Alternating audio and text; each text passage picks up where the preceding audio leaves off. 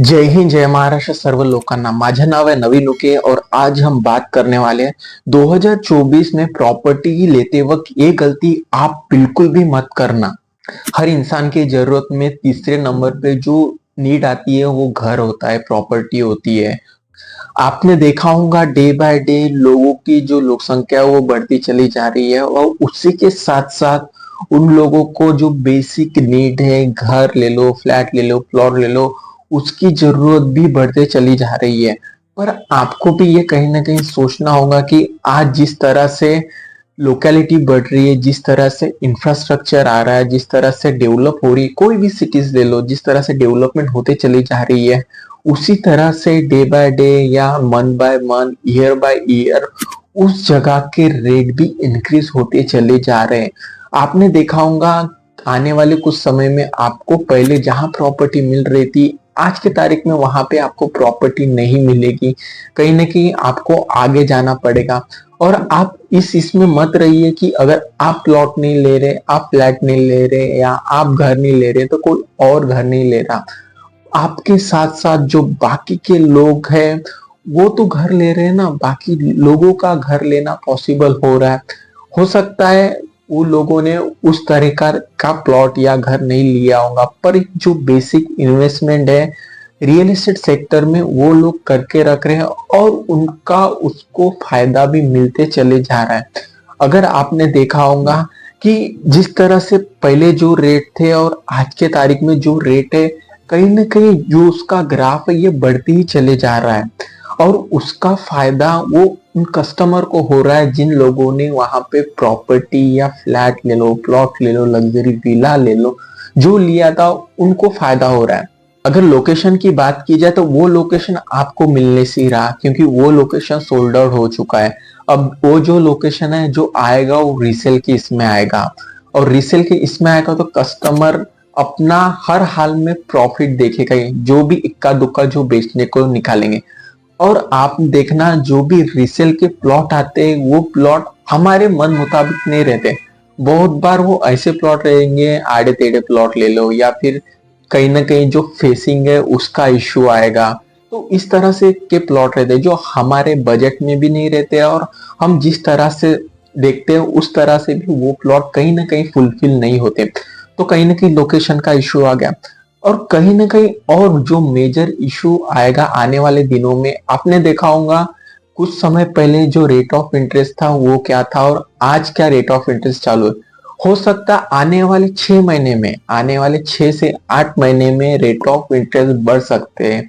ये भी आप थोड़ा ध्यान रखना. मतलब मेरा ऐसा अनुमान है कि आने वाले मतलब ये 2024 ईयर एंड होते होते रेट ऑफ इंटरेस्ट में भी उछाल आएगा. रेट ऑफ इंटरेस्ट ये बढ़ सकते हैं. और रेट ऑफ इंटरेस्ट बढ़ेंगे कहीं ना कहीं आपके पॉकेट पे उसका एक बोझ आएगा.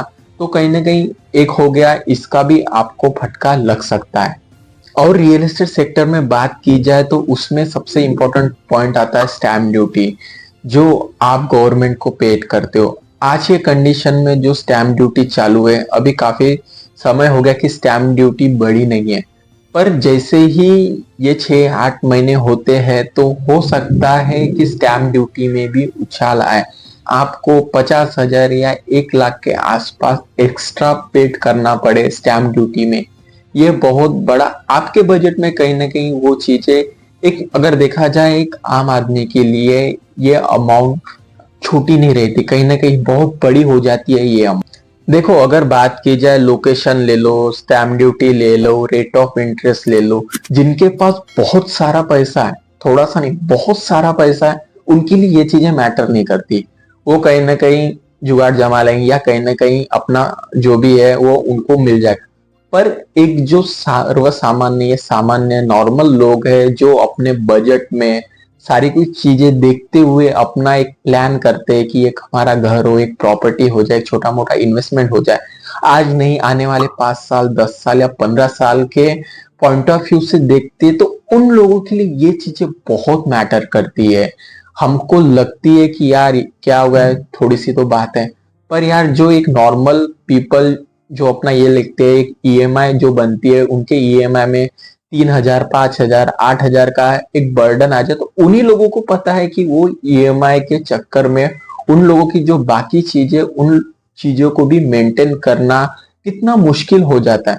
तो कहीं ना कहीं आपको ये सोचना पड़ेगा, अगर ये चीजें आपको भी नहीं फेस करनी पड़े तो आप भी जल्दी से जल्दी हो सके एक छोटा मोटा इन्वेस्टमेंट रियल एस्टेट सेक्टर में कीजिए।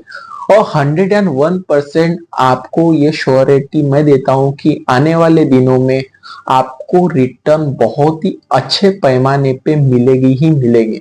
अगर मेरे हिसाब से देखा जाए, सबसे बड़ा एक पॉइंट आएगा, वो रहेगा बजट का इशू।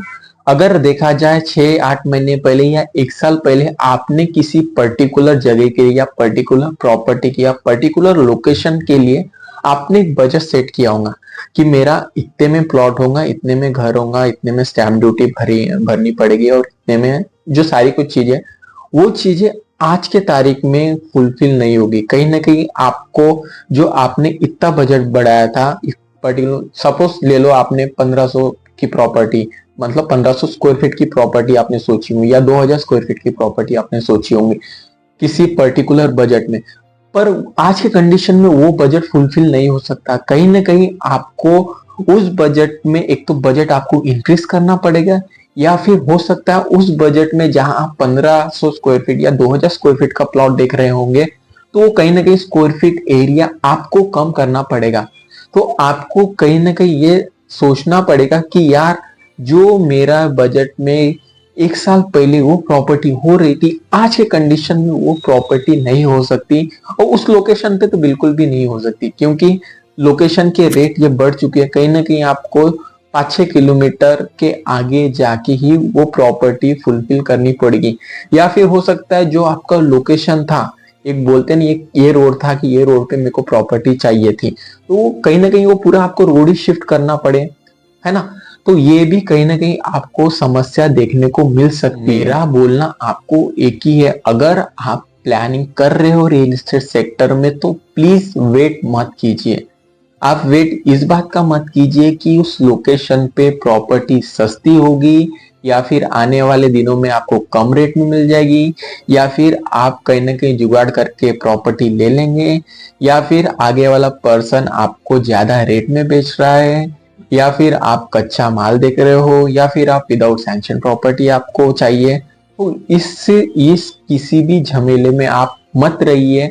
कोशिश कीजिए सैंक्शन वाली प्रॉपर्टी आपकी परचेस हो, और आपको फाइनेंस, अगर आपका फाइनेंस होगा तो प्रॉपर फाइनेंस हो, आपकी रजिस्ट्री लगे, वो आपके लिए इम्पोर्टेंट है, ना कि ऐसे विदाउट सैंक्शन प्रॉपर्टी लेना है, या फिर आप देख रहे होंगे कहीं ना कहीं कोई दिक्कत में हो तो मैं उसके तरफ से वो प्रॉपर्टी ले लूं। आज के कंडीशन में ऐसा बहुत ही रेयर इसमें होता है, ऐसी प्रॉपर्टी नहीं मिलती।